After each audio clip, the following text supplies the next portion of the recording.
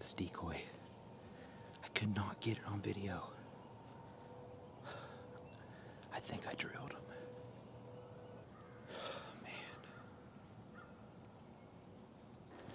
Man. So, I reviewed the footage, and I did get that buck on video. He's such a large, I think he's a mainframe 8-point, but he came in, I decoyed him in, I called this deer in, and he came in, he locked up at 40 yards. He was getting ready to turn and leave. I put it on the shoulder, and the deer ducked the arrow hard as soon as the bow went off. I don't know if I just brushed off his shoulder. He took off running pretty hard. We're gonna go out here, we're gonna look at the arrow and see what it looks like. If it looks good, we might pursue him. If not, we might just back out.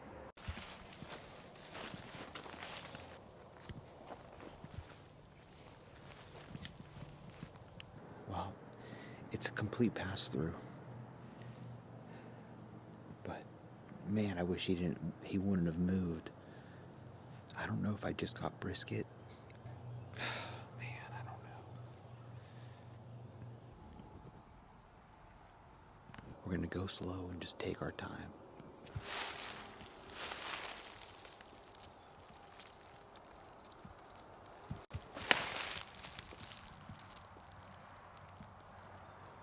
I got tons of blood. Oh yeah. I'm a little bit worried. I'm about 300 yards from where I shot the buck. Blood trail is heavy.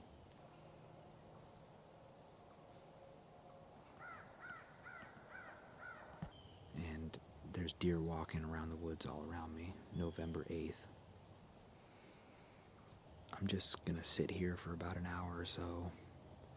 I've never tracked a blood trail this heavy this far before. I had to back out completely. I went and talked to this guy Steve and his dog here.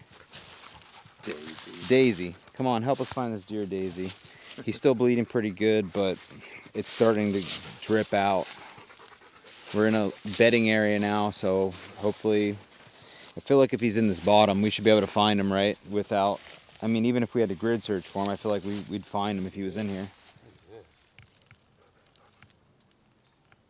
I was in this place 2 days ago, and I shot this deer, and he's a big buck.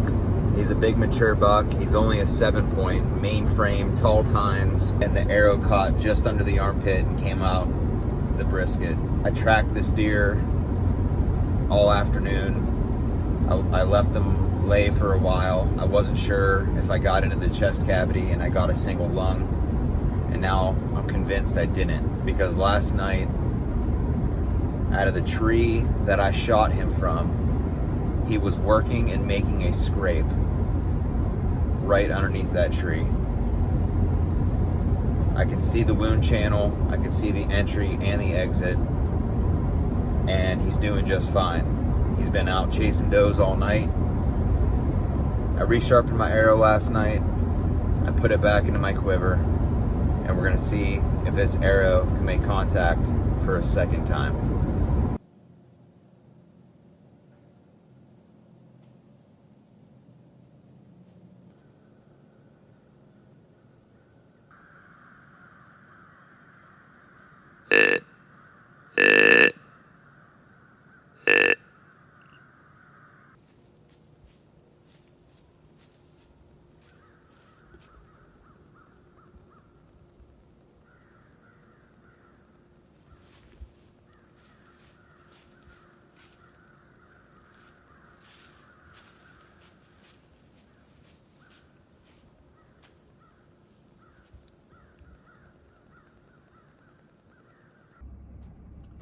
All right, it's 2:25 in the morning.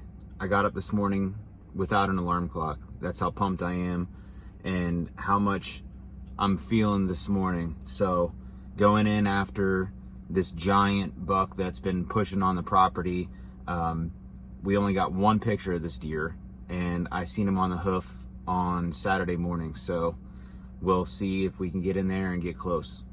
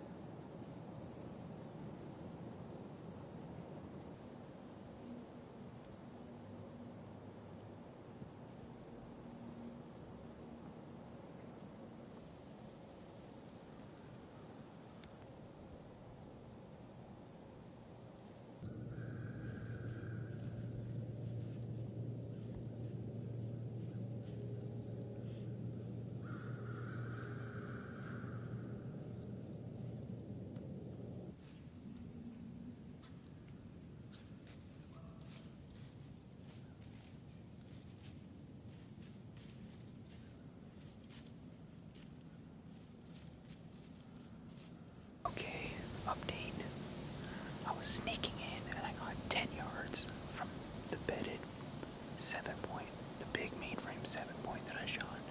He jumped up 10 yards from me, and I get to where I think maybe I'll get a shot at him later on. I'm trying to be real quiet because while I was climbing the tree, the giant, he's got to be 180 inches, 160 bare minimum, 180. He's huge. It's the buck that I got a picture of a few nights ago. My bow was on the ground. I was climbing the tree. I'm finally set up. He went down to where there's a pond. I'm hoping he hits that pond and he comes to check these scrapes. If he comes this way, I just might poop my pants.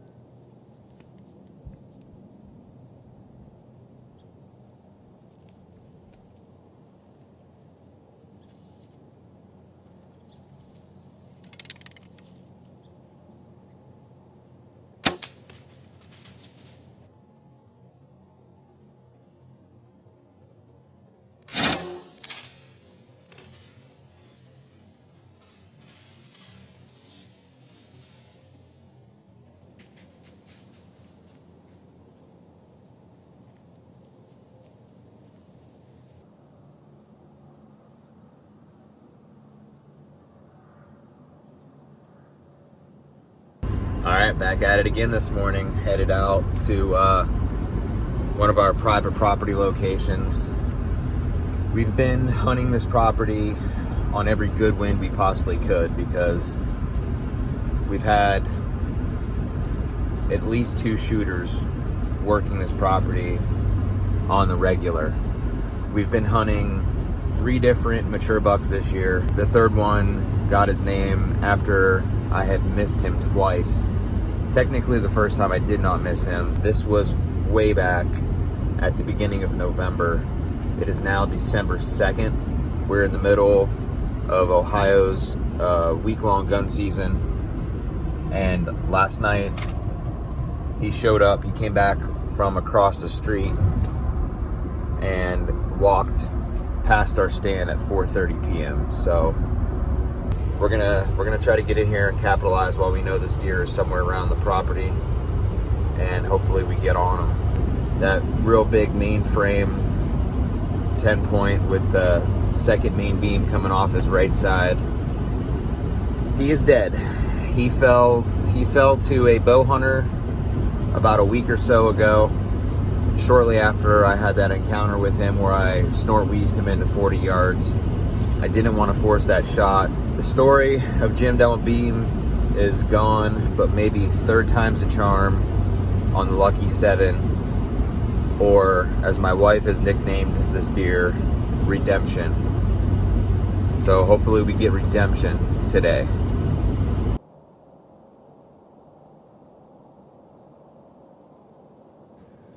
I spotted the 7-point. He's bedded out in the field right here at 120 yards.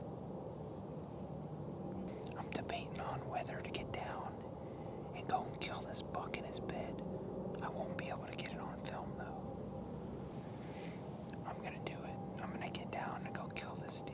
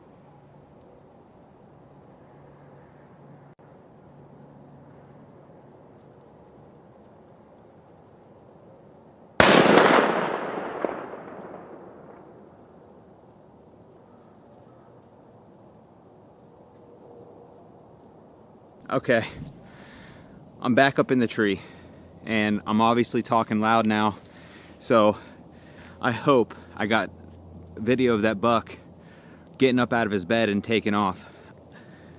I just happened to look over here and see this deer stand up and turn a circle in his bed and lay back down. When I walked in this morning, knowing that this is a favorite area that buck liked to bed, I did not walk the 2-track trail that we normally walk to get in here. I went and cut out across this field, and I cut through the weeds to get to the tree I wanted to be in. And I kept looking back there because last night that was the direction he traveled, and I was so worried that he went across the street. I heard 2 shots over there ring out, separate shots, and I thought probably somebody shot him. I just happened to look over my right shoulder and see this deer stand up out of his bed, turn his circle, and lay back down. I was sure of it that he laid back down. It was about 200 yards from where I'm set up. I slid down on my tactical line as quiet as I could till I got within 80 yards, and then I belly crawled to that deer where I thought he was within 20 yards. I snort wheezed, I grunted. I could not get him to stand up out of his bed. Finally, I grunted loud enough. When he stood up, he just started trotting away, thinking I was a big buck. So I stood up, I took aim. When he got to a clearing, I stopped him, made a doe bleat. He stopped, and I think I just heart shot him. So we're gonna get on the blood trail here soon. I'm gonna call my good buddy Bo. This is his property. I can't thank him enough for letting me come out here and hunt. This is that deer. This is redemption. Third time's a charm. I call him the Lucky 7. He ducked my arrow once. I hit a branch on the second try. I finished him off, got him with the gun. I can't believe I just shot this deer. Let's go see if we can get on that blood. I had to go back and get all my climbing gear and my tree stand stuff. Better make sure I grabbed everything. All right, that was pretty intense.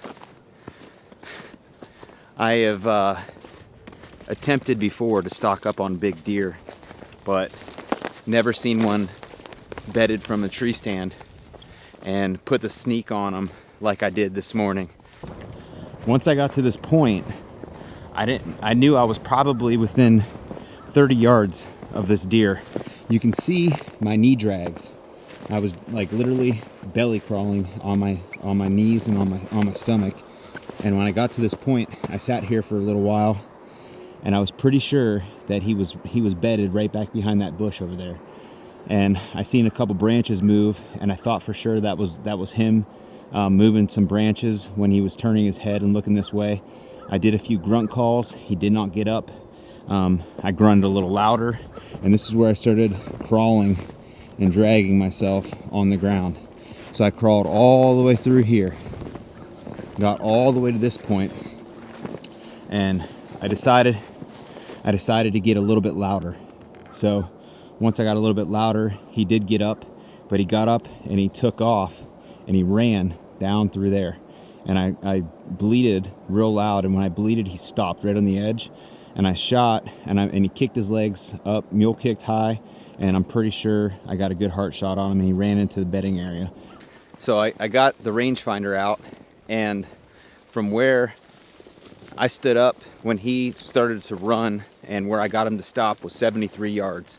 So freestanding shot, 73 yards, and I'm pretty sure I put a heart shot on him the way he kicked. So I'm gonna get Bo on the phone, and he's gonna pursue this deer with me. Talk to me. What are you doing?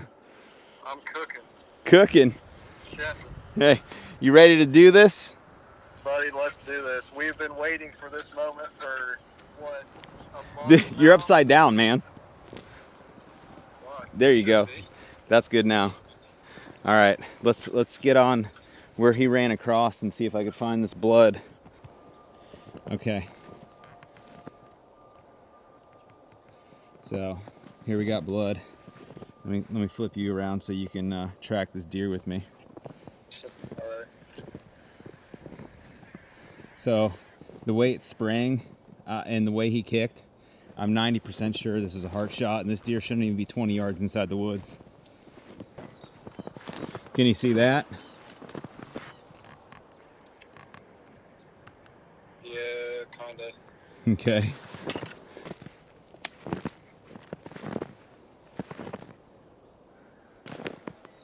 There he is. He's right there, 20 yards. Oh yeah, it's the 7 point. There's the scar. There's the scar right there. Oh god. Dude, I crawled to this deer and I crawled within 20 yards. Like, oh my god. That's pretty awesome. All right, hold on. I gotta get my pack off. Hold on. Oh wow.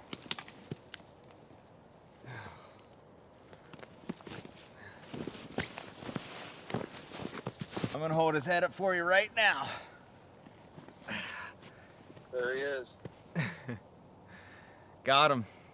7 point, Hell baby. yeah. So look at the wound from where I shot him. So back at the beginning of November, and this deer came in, I had him at 40 yards, and I had him at a broadside shot.